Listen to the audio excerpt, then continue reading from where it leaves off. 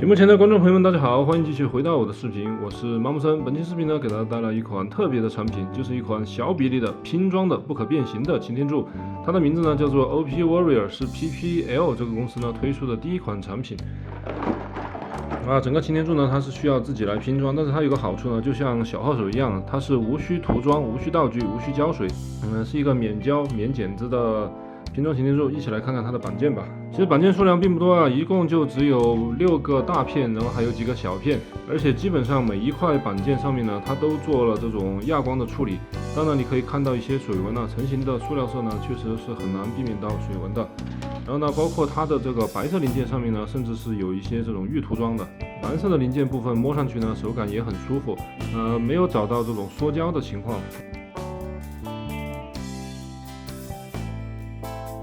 它这个玩具啊，你就算是不涂装的话呢，其实也还是挺可以的，因为它自带的这些涂装基本上可以满足我的要求了吧。然后这一块手的话呢，是比较偏软的这种塑料，提供了各种手型。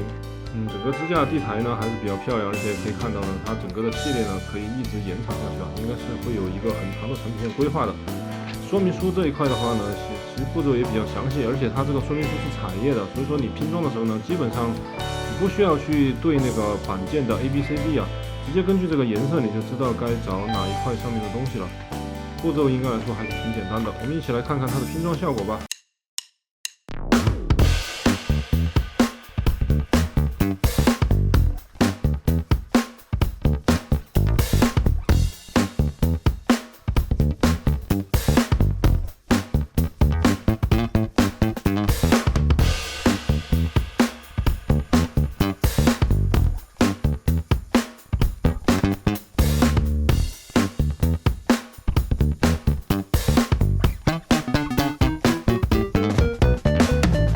好了，玩具总算是拼装完成了，整个过程差不多是在1个小时左右吧。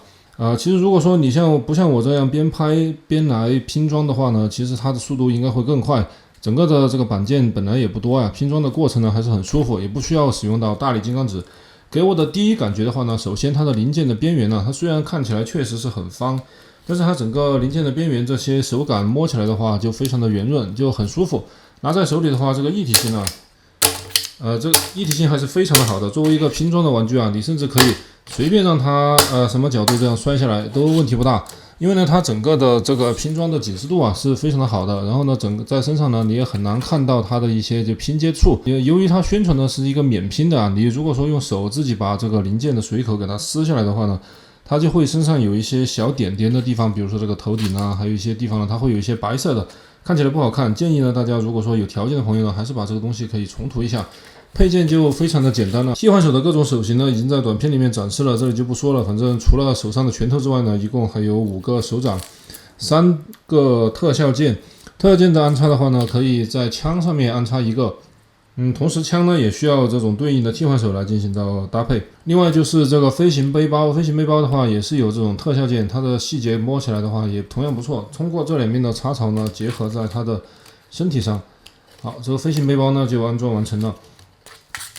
斧头的替换方式的话，就需要把手整个的拔下来，然后再把斧头安插上去。好，这款玩具最大的卖点呢，个人感觉呢，第一呢就是造型上呢确实是比较还原擎天柱的造型。第二个呢就是它的槽可动，我们来演示一下。首先头部是比较常规的球形关节，然后呢它是上下，就是前后呢它都是有一定的范围可以这样向下看，左右呢也没有问题。至于面雕的刻画是否好看的话呢，还是看个人吧。它里面的眼睛呢是透明件，但是从正面来看的话，并没有说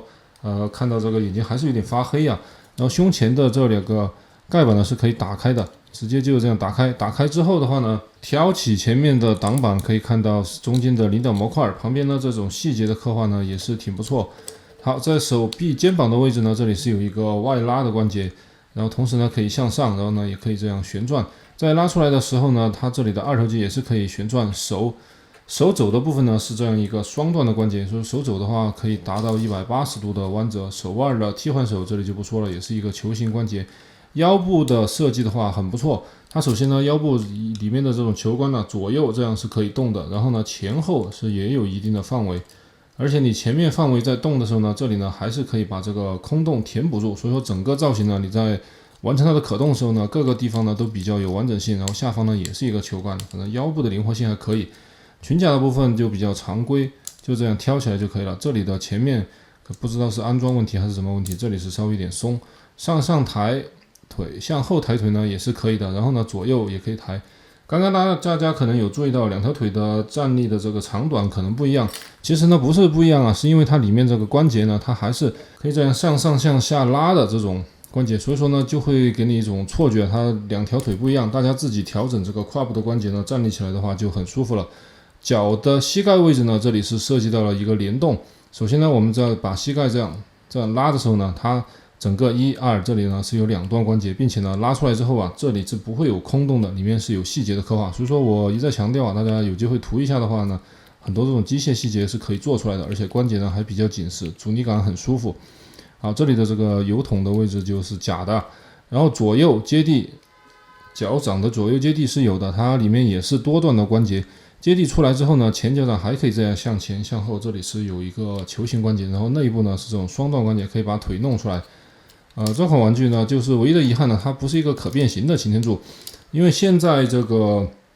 电玩市场呢，整个的玩具呢比较趋向于多元化，就连官方自己呢也推出了一些不可变的系列。那么我就拿出可以跟这款擎天柱作为相比的一些擎天柱，给大家做到一个参考，来看你是否喜欢这款玩具。首先是 New Age NA 的玩具系列 ，NA 的玩具系列呢也是主打小比例可变形的，它的整个的这个精细程度呢，材料这些的话呢，感觉的话手感会比中间这个要好一点。当然确实不在一个价位上啊，中间这个擎天柱其实也就几十块钱，但具体多少钱的话，大家等大货出来之后呢，会有一个他们商家会有这种订单的。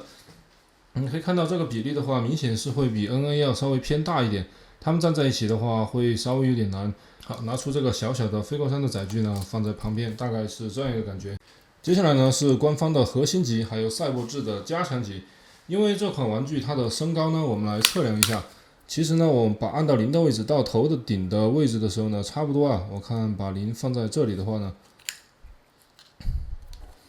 它其实到头顶的话是在13厘米左右的，而官方的标准加强级的话，应该是在14厘米往上，所以说它比这个加强级呢还会要小一点。